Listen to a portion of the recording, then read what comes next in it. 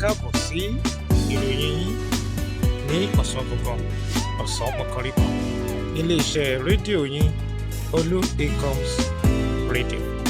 Ẹ já gbọ́ kókó ìròyìn náà kí a tó sọ àwọn ìròyìn náà nísànsán. Ààrẹ orílẹ̀-èdè yìí ti pàṣẹ fún gbogbo àwọn ọmọ ẹgbẹ́ òkùnkùn tọ́wọ́ bá ti bà láti máa ṣe ìdájọ́ ikú fún wọn. Ààrẹ orílẹ̀-èdè yìí náà tó ti sọ yayayaya wípé ẹnikẹ́ni tó bá fipá bá ọmọdébìnrin jòjòló lò pọ̀ ni yóò máa lọ sí ẹ̀wọ̀n 50 ọdún báyìí. Ní ìpínlẹ̀ Aláró, wọ́n ti ṣètò owó tó tó bíi ẹgbẹ̀rún lọ́nà ọgọ́rùn-ún náírà fún àwọn àgbẹ̀ láti ró àwọn àgbẹ̀ lágbára. Ètò ìdájọ́ kan wáyé lónìí nígbà tí ìjà tó ṣẹlẹ̀ láàrin ọkọ àtìyàwó kan èyí tí ó sì tú ọkọ àtìyàwó náà ká nítorí wípé ìyàwó sọ pé ọkọ òun kò lè ṣe déédéé. Ẹ já gbọ́ ìròyìn náà lẹ́kùnrẹ́rẹ́. Ààrẹ orílẹ̀-èdè yìí ti pàṣẹ fún gbogbo àwọn ọmọ ẹgbẹ́ òkùnkùn tí ọwọ́ bá ti bà wípé kàn máa ṣe ìdájọ́ ikú fún wọn lẹ́yọ sọ́kà. Ààrẹ sọ̀rọ̀ yìí nígbà tó ń gbàlejò àwọn ọ̀gá àgbà ilé ẹ̀kọ́ gíga orílẹ̀-èdè Nàìjíríà pẹ̀lú igbákejì rẹ̀ níbi tí wọ́n ti pè wọ́n sí àpèjẹ ńlẹ̀. Ààrẹ sọ wípé ọmọ ẹgbẹ́ òkùnkùn tí ọwọ́ bá ti bà wípé ó ṣe ọmọ ẹgbẹ́ òkùnkùn tàbí tó ń rí ìdí òru kí wọ́n máa ṣe ìdájọ́ ikú fún ọmọ bẹ́ẹ̀. Ààrẹ tó wá ń pàrọwà sí àwọn òbí wípé kí àwọn òbí kan máa bójútó ọmọ wọn nítorí pé ó ṣe pàtàkì kí òbí kó máa wá sí ilé ìwé níbi tí ọmọ rẹ̀ wà kó mọ̀ dé wípé ẹ kàn máa dá àwọn ọmọ dá ẹ̀kọ́ wọn ni. Àwọn ọ̀gá àgbà ilé ẹ̀kọ́ gíga tí ó jẹ́ aṣojú wọn yẹ ọ̀mọ̀wé ọ̀jọ̀gbọ́n pòfẹ́sọ̀ Daniel Ògúnbánró wípé òun kàrẹ fún ọ̀rọ̀ yìí àti àṣẹ tí ó pa èyí nítorí pé ọ̀rọ̀ náà ti di àṣẹ lọ sọ́kà.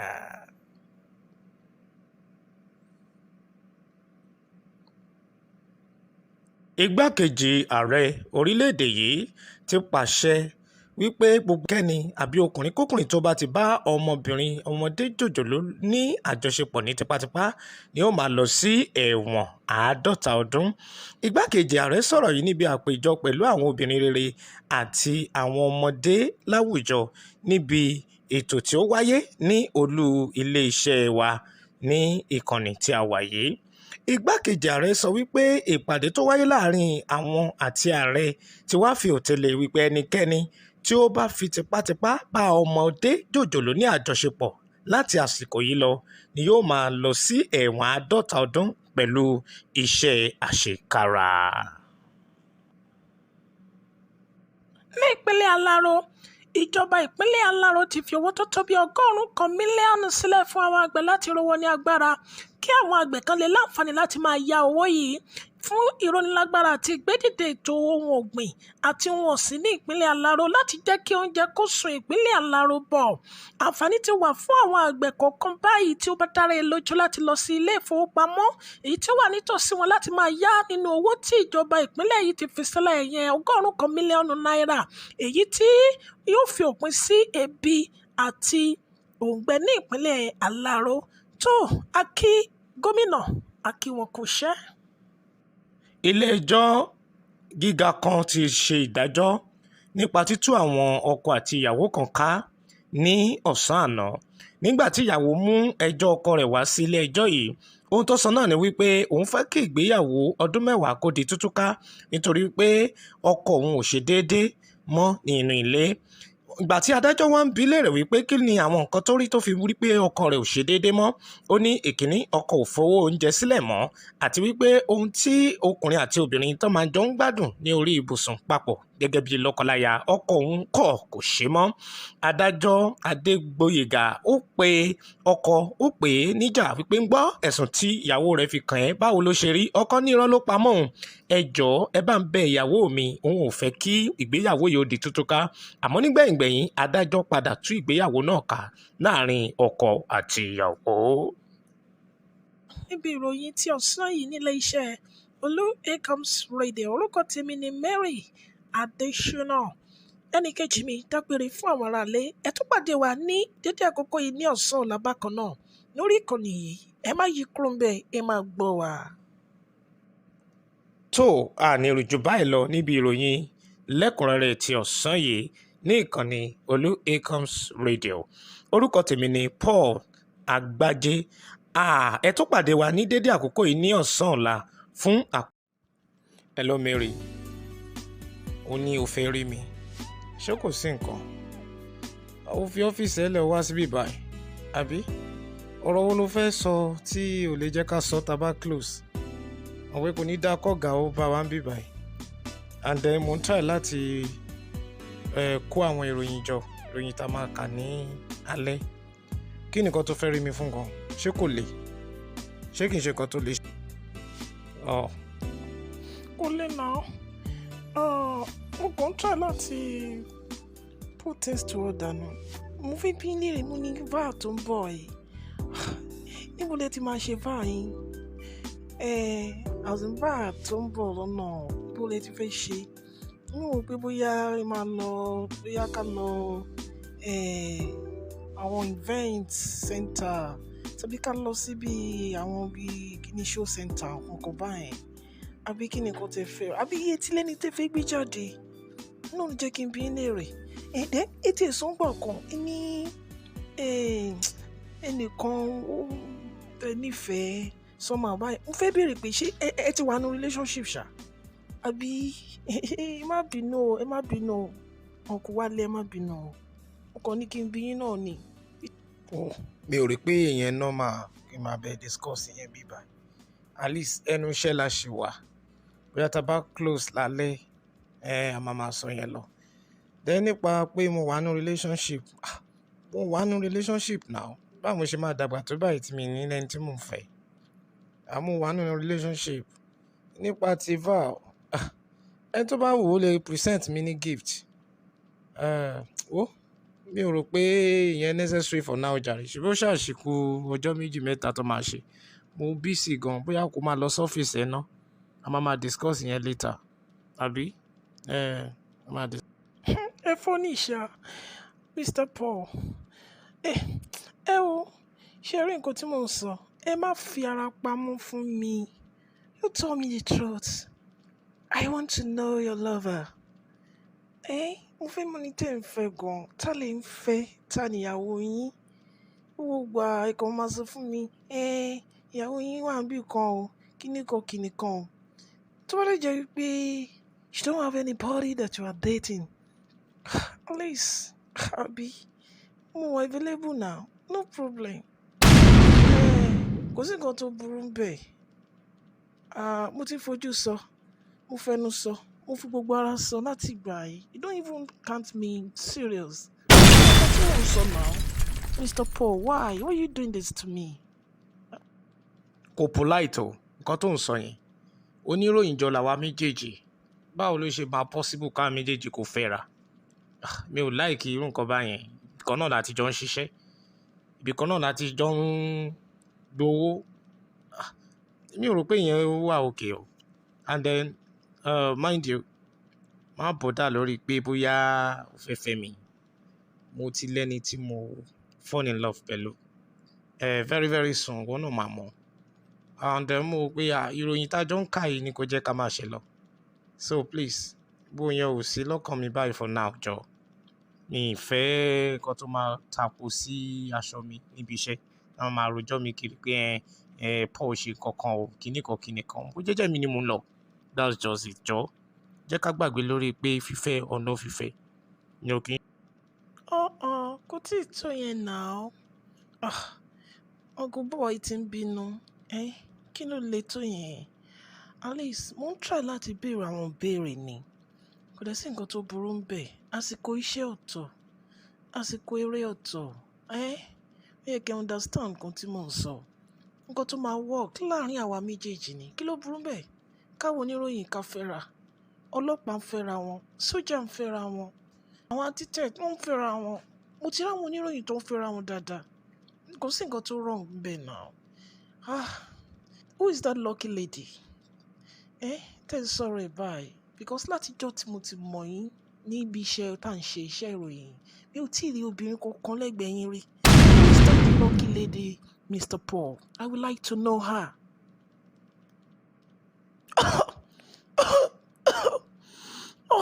Sorry. ikọ́ yẹn ń wò mí ni.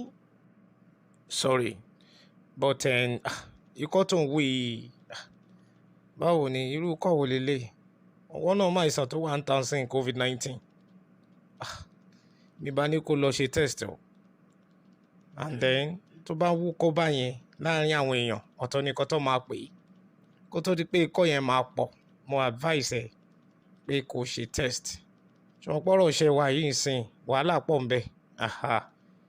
Dẹ̀ mọ̀ pé bí o bá ṣe wàhálà náà kéèyàn ó fún ara ẹ̀ nísinmi. So mo advise ẹ jọ̀ọ́ lọ ṣe test kó dẹ̀ lo oògùn kó tó di pé ikọ́ yẹn di ńlá.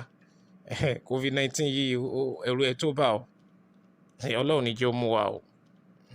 Àwọn tó dẹ̀ ti mú náà Ọlọ́run á yọ wọ́n ńbẹ̀. Ọlọ́run á yọ.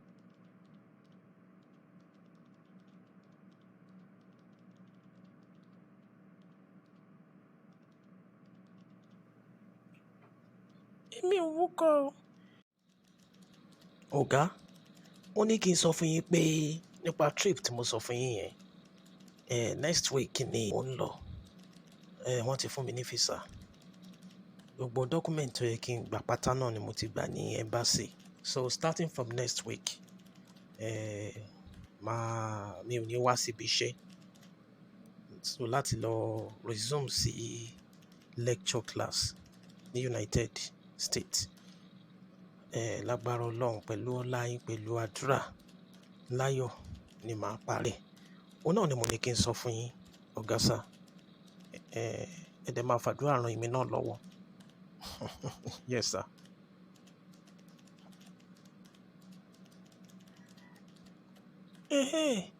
So o ti gba visa? That is lovely. That is good. Inú mi dùn. I'm happy for you. I'm happy for you. Inú mi dùn. I'm happy for you. Richard, mo fẹ́ kó mọ̀ wípé ìlú òyìnbó tó ń lọ yìí láti lọ kàwé is a great privilege and opportunity for you. Pàápàá jùlọ gẹ́gẹ́ bí financial institution wa yìí, báǹkì wa yìí, tá a pawọ́ pọ̀ wípé a fẹ́ rán ẹ lọ láti kàwé gboyè sí i. Because a rí iṣẹ́ takuntakun tó ṣe ní iléeṣẹ́ yìí.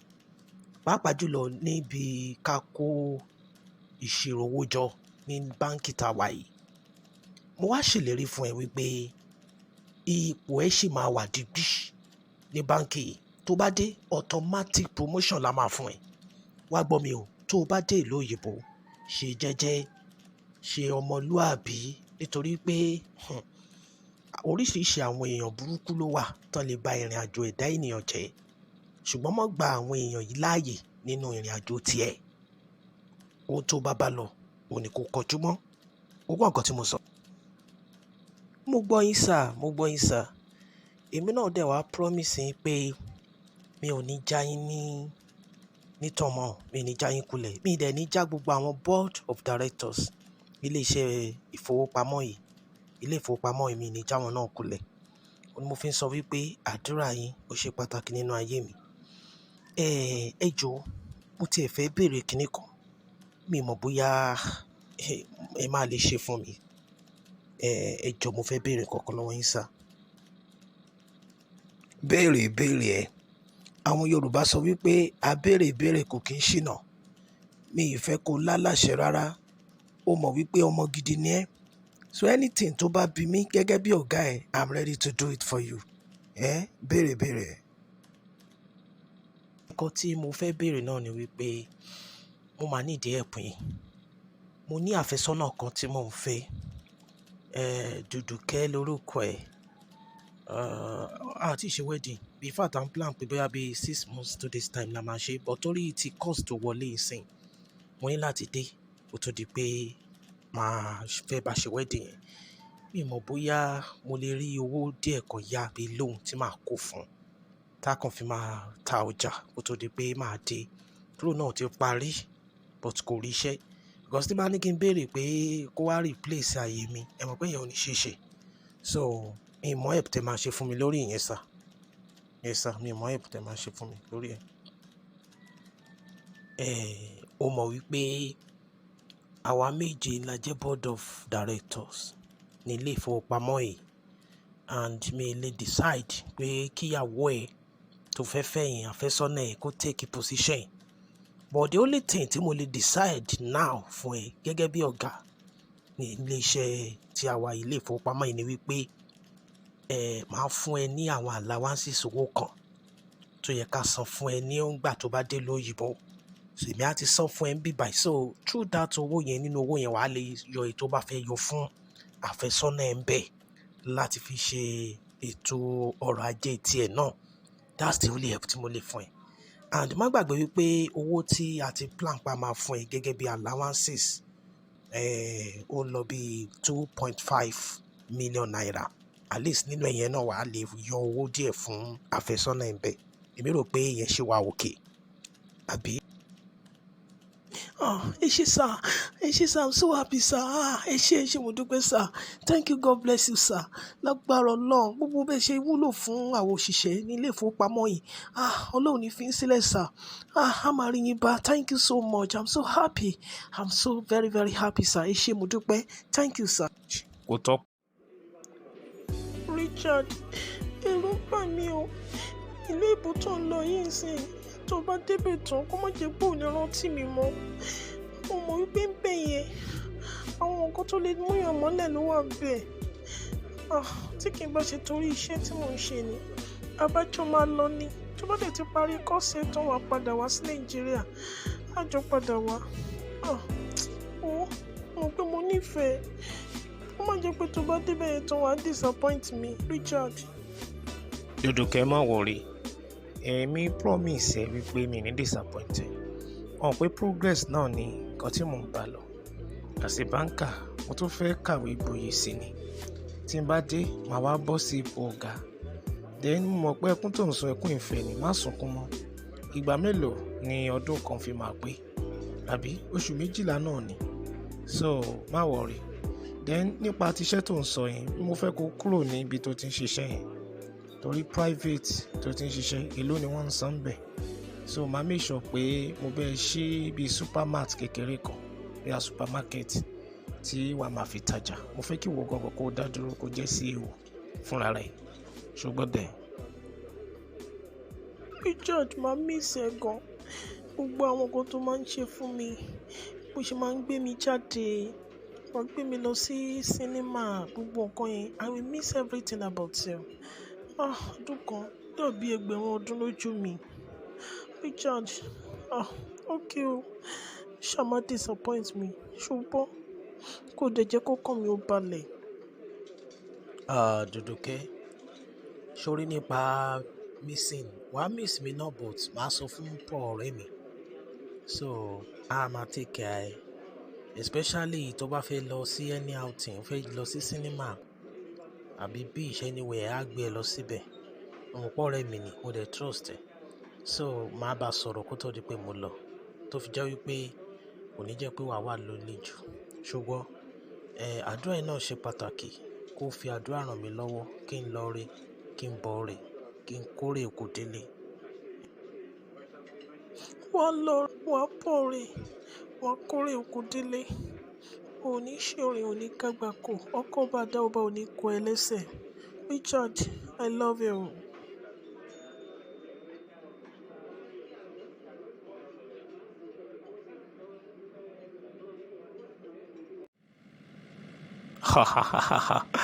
Mary, ó fọ́nì ṣá. Báwo ló ṣe mọ̀ pé mi lẹ́ni tí mò ń fẹ́? Ṣé òun bá mi gbélé ni àbí báwo? Lẹ́yìn pé a wá síbi iṣẹ́, ṣé o tún mọ other thing nípa mi? Àbí o monitor mi kí? Má tẹ́ ti gbàgbé pé oníròyìn ọlọ́pàá ni ẹ. Kí ni o tó ṣẹ́ lọ́wọ́ ẹ̀yin ọlọ́pàá tó tiẹ̀ tó jẹ́ oníròyìn? Kó má jẹ́ pé o ti yan àwọn kan tó ń monitor mi kiri. So o lè decide báyìí pé mi lẹ́ni tí mò ń fẹ́. Mo sọ fún ẹ, mo ní mo ti lẹ́ni tí mò ń fẹ́.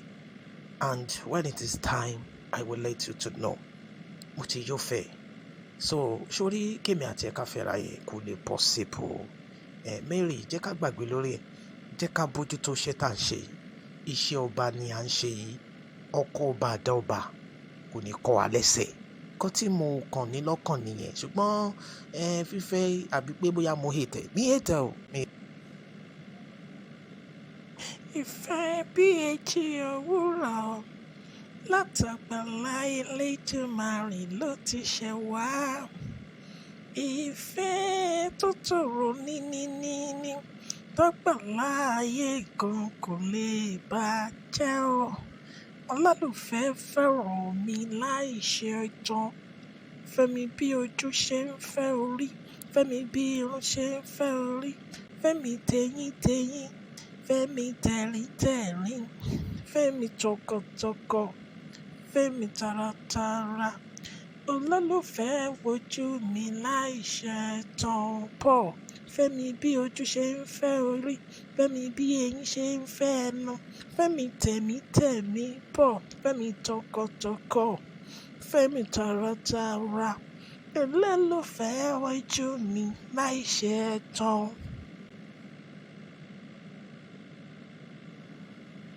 Mary, ṣo mọ̀ pé mo ń drive lọ́wọ́, má disturb me now. Mo pé tí wọ́n bá ti ń drive lọ́wọ́ báyìí, highway ni mo wà, èèyàn gbọ́dọ̀ wà concentrated. Mo ti bẹ́ẹ̀ sọ̀rọ̀. Ìjọ́ wo ló di olórin ẹ̀mí? Ó pọ̀ tó bá ti dé junction kan yìí mo fẹ́ sọ. Sọ mi, mo fẹ́ sọ ṣó ti gbọ́. Mo fẹ́ sọ tó bá ti dé junction kan yìí. Mary, o ti ń bínú sí mi. Why now? Má bínú. Try láti understand me. Jọ̀ọ́ try láti understand me. Má bínú sí mi. Kì í ṣe pé mo embarrass ẹ. Jọ̀ọ́ má bínú sí mi. It's better kí n tètè ṣiṣẹ́ tí màá ṣe pápá jàre. Kí ni ó wà bí báyẹn náà? Okay. 99.03. Okay. Níbo ni ilé wà? Níbo ló lọ jàre? Okay. 99.03 minus 123. Bó wà ní kíní yẹn wà báyìí? Wọ́n náà ti pọ̀ jù jàre. Tí mi bá dẹ̀ gẹ́tì kíní mi ní lọ sílé. Tá bá dẹ̀ délé tó ń sìn ìyẹn tún máa bínú ni. Òun fẹ́ understanding tẹ̀ pé iṣẹ́ téèyàn ń ṣe iṣẹ́ ẹlẹgẹ́ èèyàn lè gbọ́dọ̀ ṣe mistake pẹ̀lú ẹ̀. Báwo mo ṣe fẹ́? Okay, ó dà pé mo ti ń gẹ̀tẹ̀. Alright, mo ti ń gẹ̀tẹ̀. Yes. Ó dà pé mo ti rí nǹkan tí mò ń wá. Àṣé lóòótọ́ ni ẹni tí èèyàn bá nífẹ̀ẹ́ kò sí bó ṣe lè ṣe fún yàn láyé èèyàn onífẹ̀ẹ́ náà ni. Ṣé kí n sọ wípé bí mo ṣe rush sínú marriage yìí ó kù díẹ̀ káàtó? Àbáwọn òbí mi ló force mi ṣe ni. Mi ò nífẹ̀ẹ́ ọkọ mi náà. Ẹni tí mo nífẹ̀ẹ́ wọ́n jẹ́ kí n fẹ́. Wọ́n jẹ́ kí n fẹ́ ẹni tí mo nífẹ̀ẹ́. Ẹni tí mi ò nífẹ̀ẹ́ ni wọ́n push mi láti fẹ́. Mo nǹkan tí mo fẹ́ ṣe báyìí ó ti sú mi.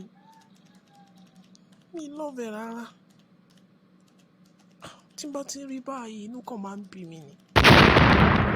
There is no single of his love in my heart. That's why mi ní ever jẹ́ kó ṣí mi láṣọ wò láíláí. Ṣí mi láṣọ wò sókè. Mi ní gbà fún. Because mi nífẹ̀ẹ́. Kí ni kí n ṣe? Àbí kí n sá lọ ni? At least tí ò bá rí mi, á já mi lórí ọ̀rọ̀ mi. Because láti bí oṣù 6 tí mo ti fẹ́ ọkọ mi, mi ì jẹ́ kó ṣí mi láṣọ wò sókè. Ó máa rí ìhòòhò mi. Àbó ti rí ìhòòhò mi ni. Mi nígbà o. Until the time tí n bá tó rí ẹni bí ọkàn mi. Ẹni tí mo nífẹ̀ẹ́. Ìfẹ́ mà lágbára o. Kò sí nǹkan tó dàbí choice ọkàn èèyàn láyé. Eléyìí ń sìn ó dẹ̀ ń pariwo mi kiri. Kíní kan. Bóyá tí n bá dẹ̀ sá kúrò nínú ilé tàbí kí n lọ gbalé síbòmíì ibi tí ò ní mọ̀. Bóyá á já mi lórí ọ̀rọ̀ mi. Because if we continue like this, mi ní ever gbà kó ṣí mi láṣọ wò sókè. Dèpòdépò pé ó máa rí ìhòòhò mi láyé. Because ó dàbí ìgbà tó force mi ṣe.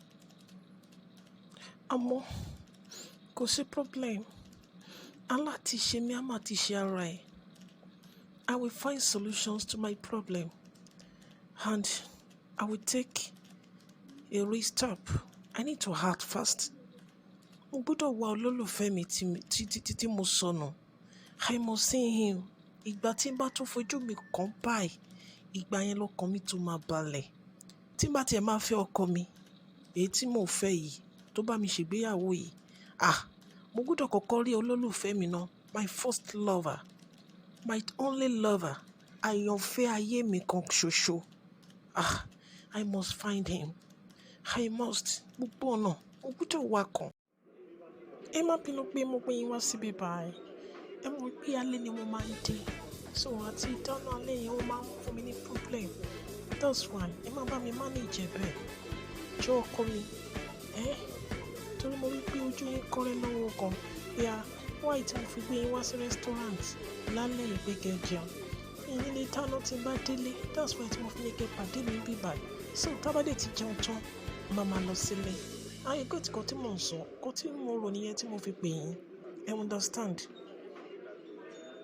So Kẹ́mi, torí pé kí lè bá jẹun, pé ò ní lè dáná tó bá délé, ló fi pè mí ní pàjáwìrì pé kí wọ́n á bá ẹ ní rẹ́sítọ́ráǹtì ń bí. Èmi rò pé nǹkan kan ṣẹlẹ̀ ni, ṣé bó rí pé ibi iṣẹ́ ni mò ń gbàbọ̀ yìí. Báwo ló ṣe báyìí? Báwo lobìnrin ṣe máa wà nínú ilé tí a máa fẹ́ obìnrin tí ò ní lè dá iná tó dáa fún ọkọ ẹ̀? Iṣẹ́ ló ń ṣe tó wá jẹ́ pé alalẹ́ ló ń wọlé tó fi ní lè dáná.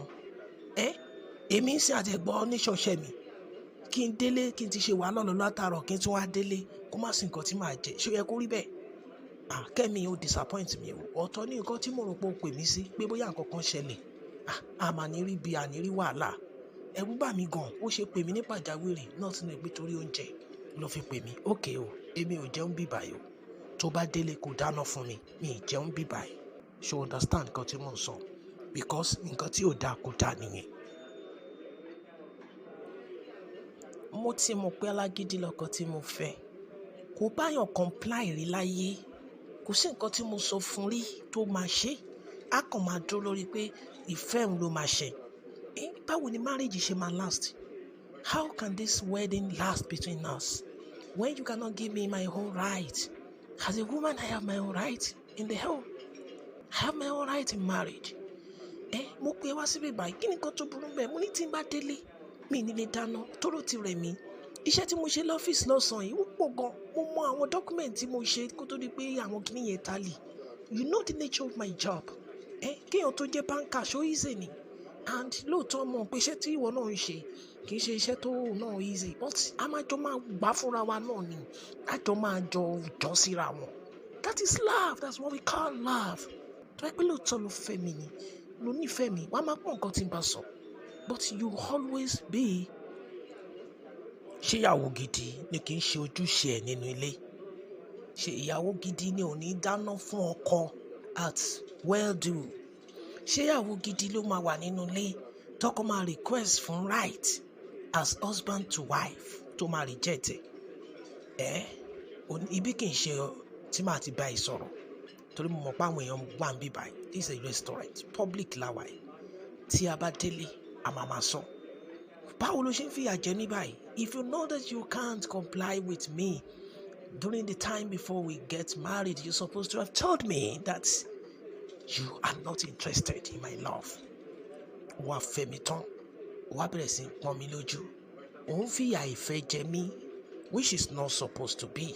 Kẹ́mi, ìwọ, òun fìyà ìfẹ́ òfin jẹ mí. Ṣé nǹkan tó dáa ló ṣe? Is it the right thing for you to do? Making me to be so insulted.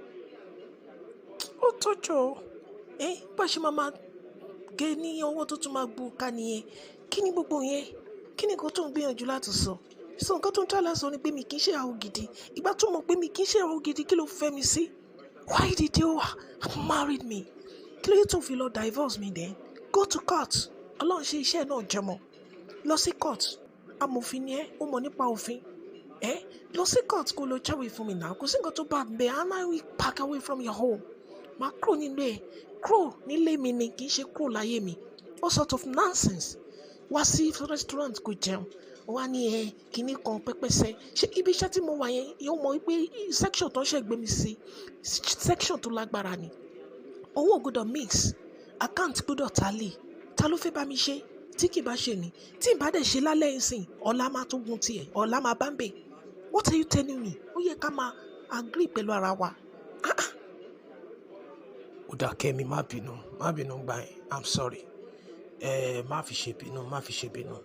Actually bó ṣe ń dùn mí lọ́kàn ni mo ṣe sọ, kì í ṣe pé mo sọ pé o kì í ṣe ìyàwó gidi. Because I love you, I give you my heart from the bottom of my life, from the bottom of my heart. I love you so much. But ó dàbẹ̀ pé èmi ni mo fẹ́, ó fẹ́ mi now. Ó fi tinútinú fẹ́ mi. Every time you always angry with me, you always annoying with me, you always shattering me. Mo kò ti ń pọ̀ jù. Tó bá wá síbi iṣẹ́ mi náà, ó tiẹ̀ ní fún mi regard gẹ́gẹ́ bí nature iṣẹ́ mi. Wàá kàn máa pariwo, wàá máa bẹ̀rẹ̀ sí bú mi, wàá máa ṣe all sort of things. Ó eléyìí náà ò dáa. Kẹ́mi, kí ni nǹkan tó ṣẹlẹ̀ gan-an tó fi ń ṣe báyìí fún mi? What is my problem? What have I done for you? What is my offence? Kí ni offence mi tó fi ń ṣe báyìí?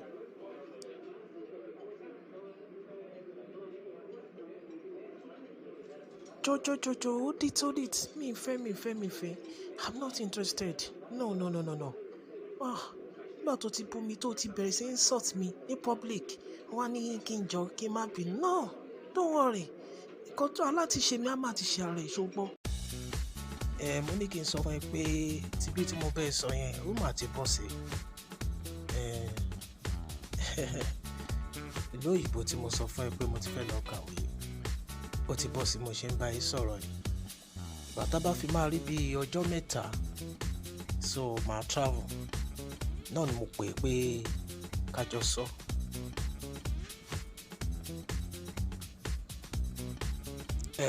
Ọlọ́run máa ṣe. So Richard, ó ti bọ́ sí. Báwo dẹ̀ ni ṣé o ti sọ fún ìyàwó ẹ̀ Dùdùkẹ́? Ṣé o náà ṣàfọwọ́ sí ṣá abẹ́ ẹjọ́ ń lọ ni?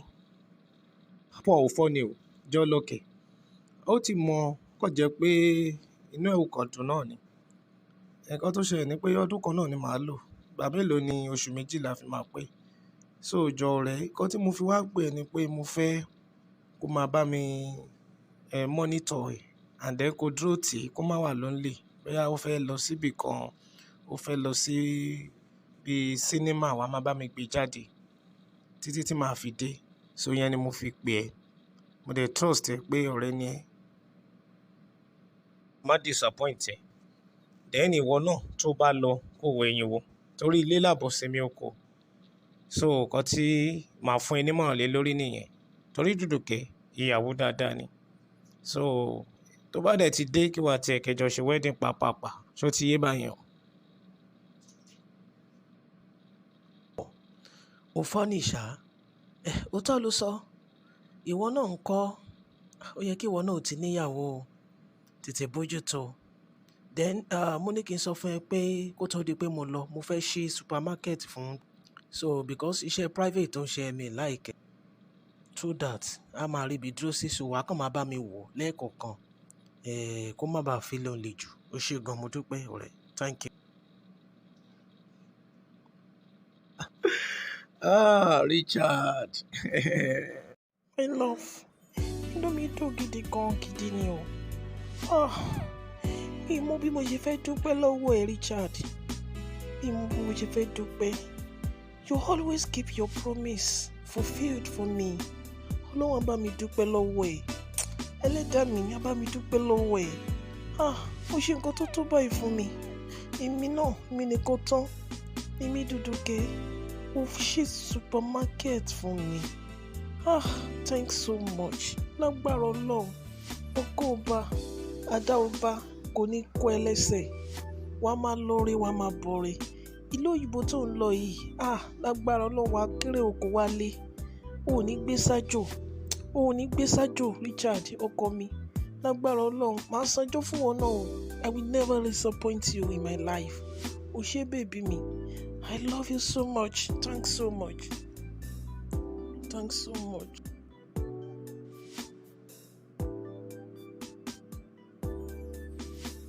Dùdùkẹ́, kò tọ́pẹ́ rárá. Yẹ kó mọ̀ wípé ìfẹ́ ẹ ló jẹ mí lógún. and mo wò pé tí n bá ní mo travel láì ṣe pé mo fún ẹ ní iṣẹ́ tí wàá máa ṣe, ìka ọkùnrin náà máa pè mí, so má bínú pé kò ní jù báyìí lọ. Lágbára Ọlọ́run tí o bá mẹ́ǹtẹ̀ tí n bá dé Amẹ́ríkà tí n bá tún rí àwọn owó kan gbà ní ibi iṣẹ́ bí allowance máa tún send ẹsẹ̀, so wàá tún ra ọjà síbí báyìí tó máa pọ̀ jù báyìí lọ. Mo dẹ̀ fẹ́ kó mọ̀ wípé ibi báyìí kì í ṣe pé mo rẹ̀ǹtẹ̀ o, mo kọ́ fún ẹ ni o, mo kọ́ fún ẹ, mo dẹ̀ ra ọjà yẹn síbẹ̀, so ìwọ ló ní. And make sure you take care of yourself for me, jọ̀ọ́ torí Ọlọ́run, ṣó ti yẹ kò sí problem, kò sí problem, a kì í dúpẹ́ ara ẹni ṣùgbọ́n.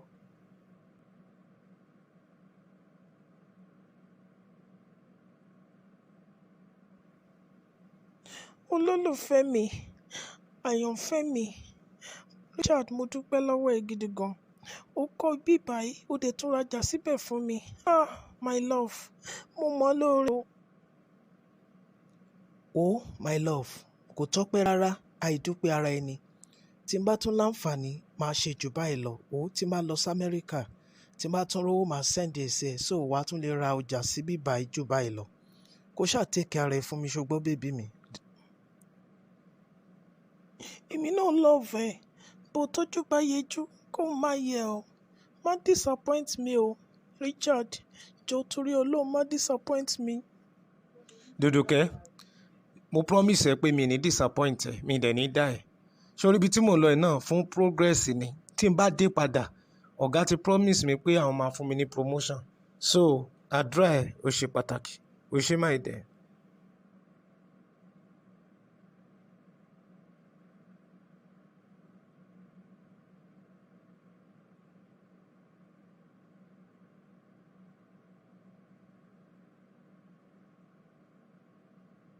Abraham, jọ̀ọ́ má bínú sí mi pé mo wá bẹ̀ lọ́fíìsì. Ó yẹ kí n sọ pé kó wá rí mi ní ilé tàbí lọ́fíìsì mi ni. Ọ̀tẹ̀ ìgbà tó ti sọ wípé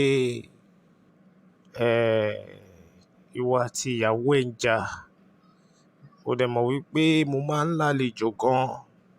Òun ló fà á tí mo fi wò pé tí n bá wá sọ́dọ̀ ẹ̀, a máa sọ. Kí ni ìyàwó ẹ kí ló ṣe fún ẹ? Ó kúkú mọ̀ pé mi ni mo bí. Gbogbo nǹkan tó bá ẹ̀ṣẹ̀ tó bá ṣẹ̀ jẹ́ kí n mọ̀, kí n lè mọ̀ bí màá ṣe bá wí. Èmi mọ̀ wípé eyín àtẹnu náà máa ń jà, so mi ì fẹ́ kó fi ṣèbínú pé ìyàwó ẹ̀ ṣẹ̀ máa bá wí. Kí ni nǹkan tó ṣe? Chief, ẹ má bínú. Ẹ má bínú pé mo tún dá yín láàmú wá síbí báyìí. Èmi gan ló yẹ kí n wá sọ́dọ̀ yín, kí n wá ṣàlàyé. Ṣùgbọ́n bẹ́ẹ̀ ṣe lẹ́ ń bọ̀, mo ní kò sí problem pé ó dáa. Tẹ́ bá mọ̀ pé ọ́fíìsì náà lè fẹ́ ká ti sọ. Ṣé rí ọ̀rọ̀ Fọlákẹ́mi ó ti sú mi látijọ́ tí mo ti fẹ́. Ǹjẹ́ mọ̀ wípé mi ò ṣí ní aṣọ wò sókè rí? Bẹ́ẹ̀ ni chief, kò fi ara ẹ lẹ́ fún mi rí. Kódà ìjà ni. Bó dẹ̀ ṣe wà yẹn, ó ṣoúnjẹ fún mi láti bí oṣù 6 bóyá lójú ẹ̀mí jìlọ.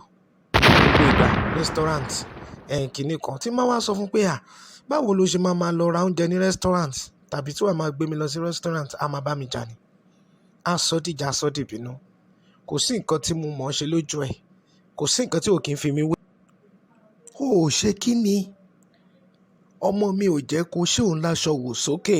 Kí ni ìtumọ̀ yẹn? Ẹ mà ti ṣe wedding sí ó mà ti lọ bí oṣù 6. That is craziness. Níbo ló ti rí irú ìwà pati kátikàti yẹn?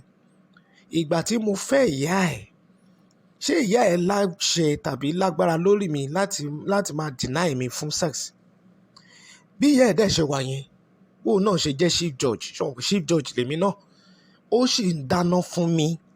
Lóòótọ́ mo láwọn ọmọ ọ̀dọ̀ tó pọ̀ nílé, wọ́n náà mọ̀ wípé àwọn ọmọ ọ̀dọ̀ mi tó bí 8. Ṣùgbọ́n oúnjẹ tèmi máa jẹ sẹ́nu mi báyìí, ìyá ẹ̀ ló sì máa ń dá iná fún mi. Ó ń ròmàlà, ó ń ṣe wédú. Kódà kò sóúnjẹ tí ìyá ẹ̀ ò kí ń sè. Níbo ni Fọlákẹ́mi ti rí kàtìkàtì ìwà tó ń wò? ọwọ́ ta ló ti rí ọmọ chief judge for that matter ló ń wu ìwà kátikàti báyìí. dádì nǹkan tó ń ṣe nìyẹn mi ṣáà lè parọ́ mọ́.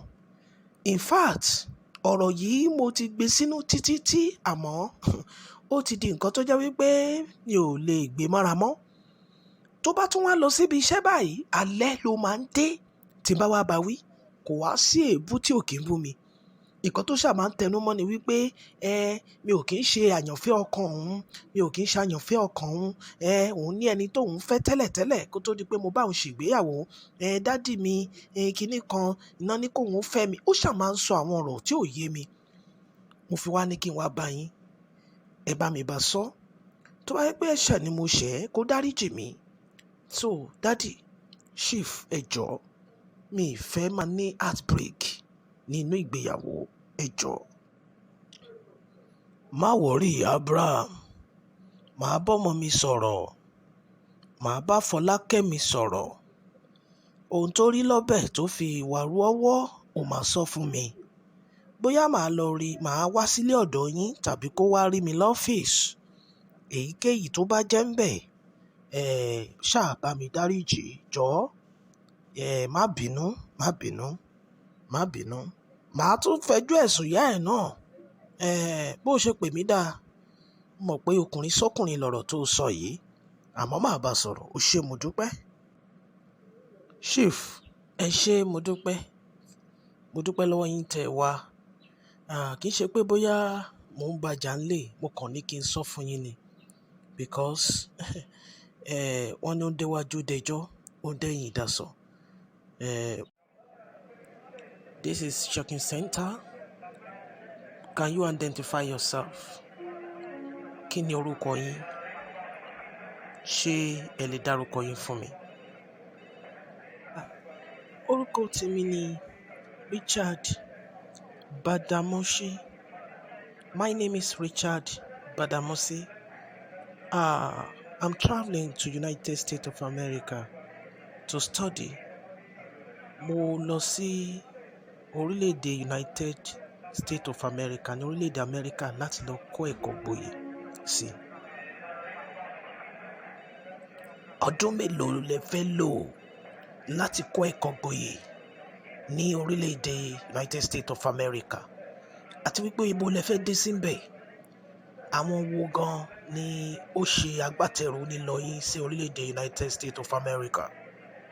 ọdún kan ni mo fẹ́ lò, ìyẹn oṣù 12 láti fi kẹ́kọ̀ọ́ gboyè ìmọ̀ ìjìnlẹ̀ ọ̀jọ̀gbọ́n nínú ìṣirò owó tá a mọ̀ sí professional accountant. iléeṣẹ́ tó rán mi lọ báǹkì kan ní ilẹ̀ wa ní Union Bank PLC.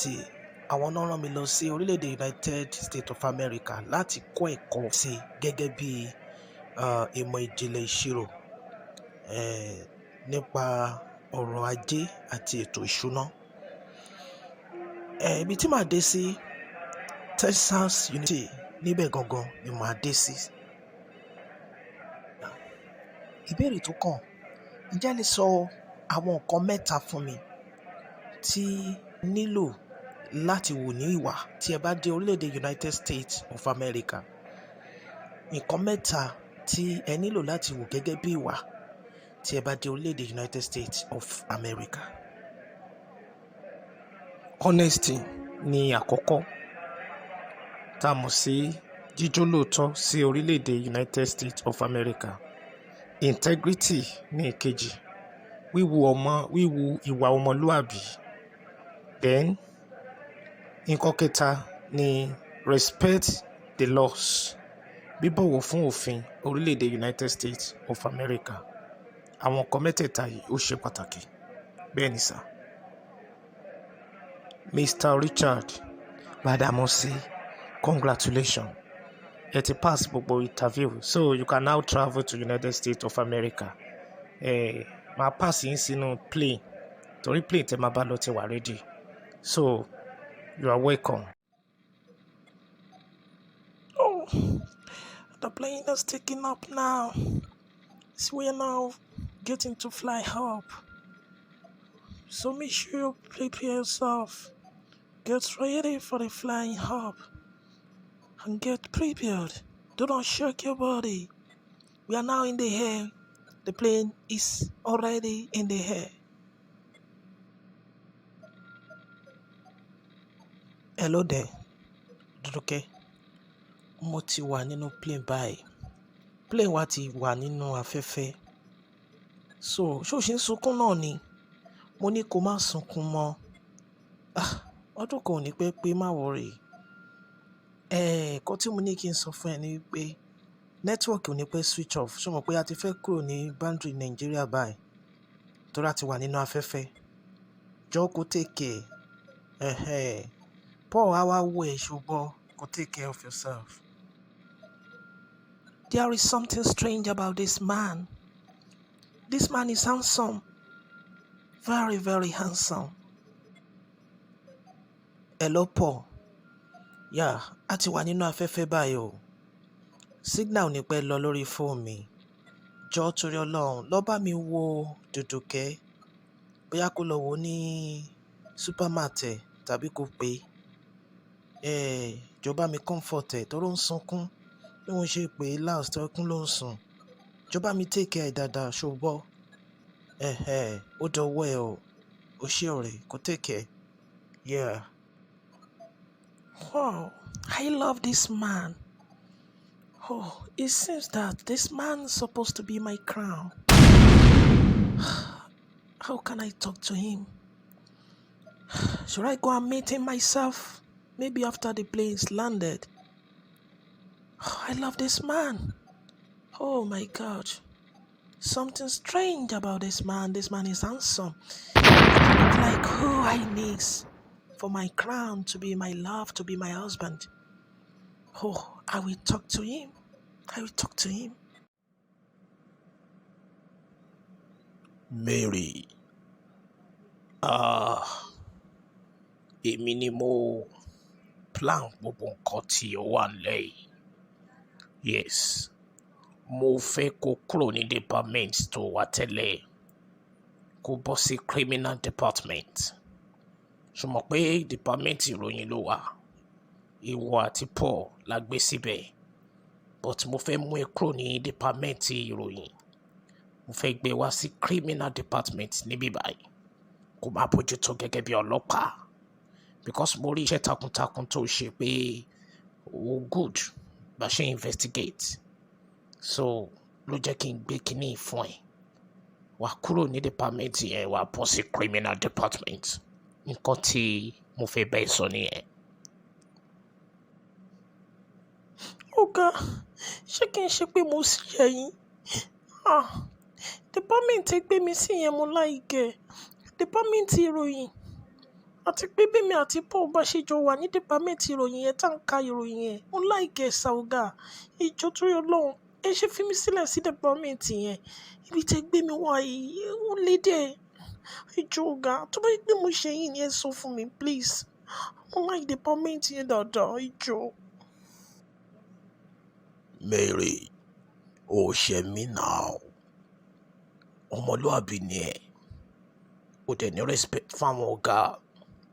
Ṣorí department tí mo gbé wá yìí, ìwọ la mọ̀ wípé o lè ṣiṣẹ́ lé lórí dáadáa.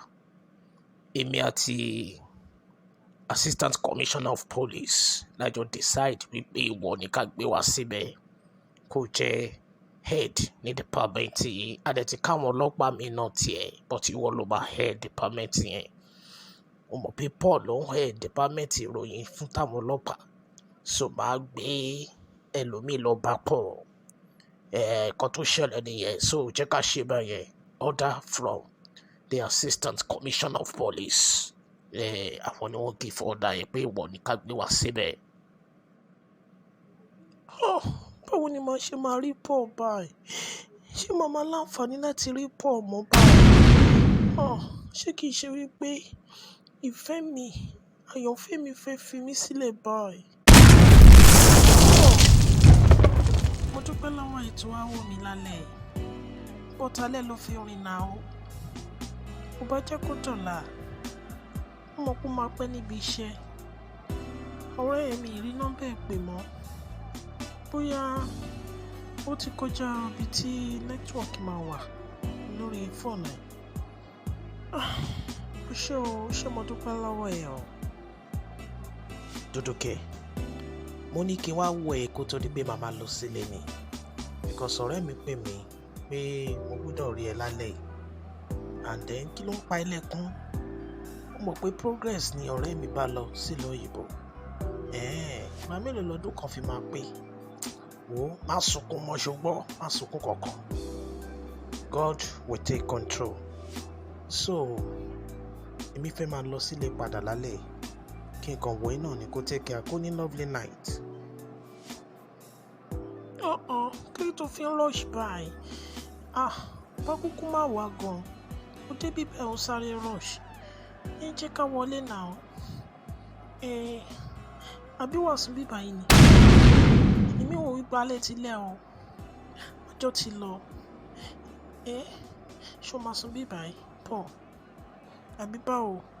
Then oúnjẹ tí ọ̀rẹ́ fẹ́ràn láti máa jẹ, mo ti prepare oúnjẹ yẹn sínú ilé.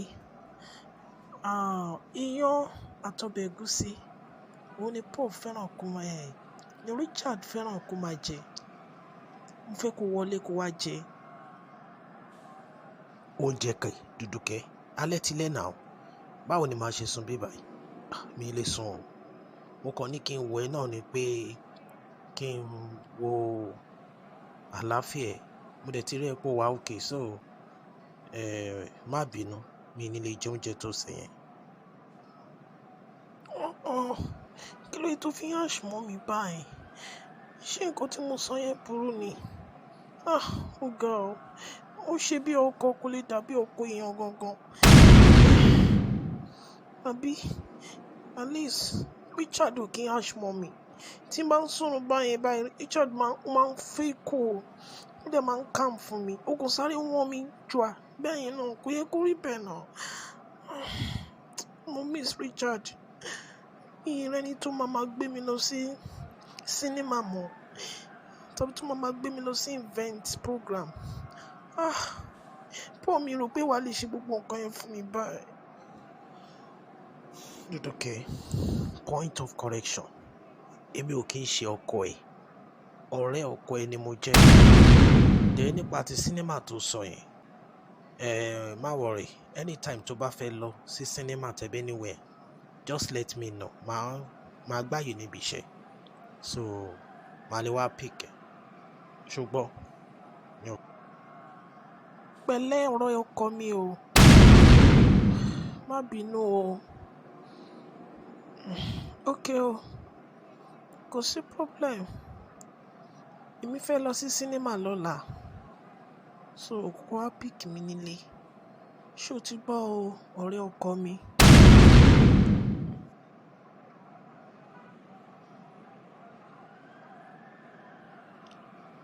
Kissing báwo? Kiss mi báyìí náà. Ọ̀rẹ́ ọkọ ẹ̀ ni mo jẹ́, ṣé o ti gbọ́? So that is my story. In fact, I don't have any man that is trustworthy in my life. They used to disappoint me. Despite how money I have, despite all the things I spend for them. In fact, in all areas of my life, I don't know how I can cope without a man. I told you my father is a chief captain. He has a lot of assets that I survived from him. That is all this. In fact, if you can marry me, I will never let you down. I will show you my love, and all my assets will belong to you. I love you so much. I don't know what to say. I short of word. Firstly, I pity you for all what you have experienced about man, especially about relationship in life. But I have told you my mission in the United States of America. I'm not here for making love with any woman. I'm here to study, and I am a focused man. I focus on my study so that I can go back to my country. I have just 1 year to spend it in United States of America. But for what you have said, I pray for you. You are going to meet the man of your dream and the crown of your head. You will never miss the target of God in your life. That is my word for you. I got you quite alright. But I want you to consider me. I've told you the story of my life. I've told you all my past. Money is not my problem. Asset is not my problem. If you marry me, I will make you to be the citizen of United States of America. I'm a citizen here. And I will make you to be the CEO in charge of all the property of my father. I just want to make you to be my crown. That's what I need. And you will never regret in life. I need you so much in my life. You are the dream of my heart. Please, love me. I need your love. I need you. Please, Richard, please. I need you.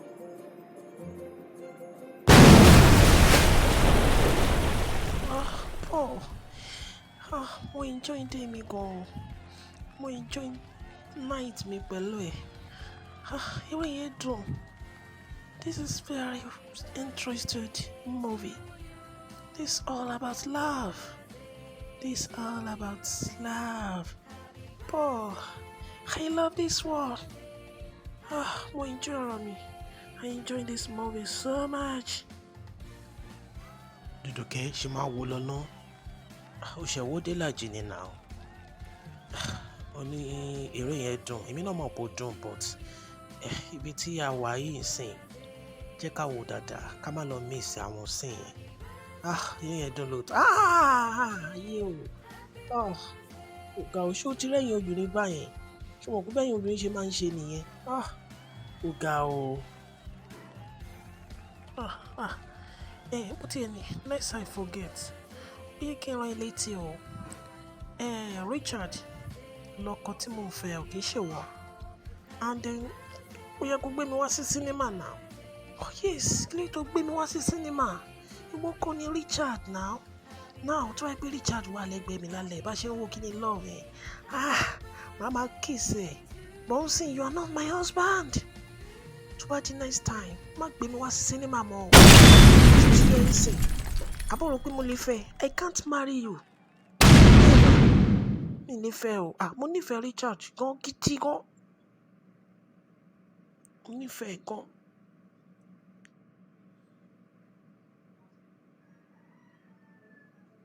Dùdùkẹ́ má bínú.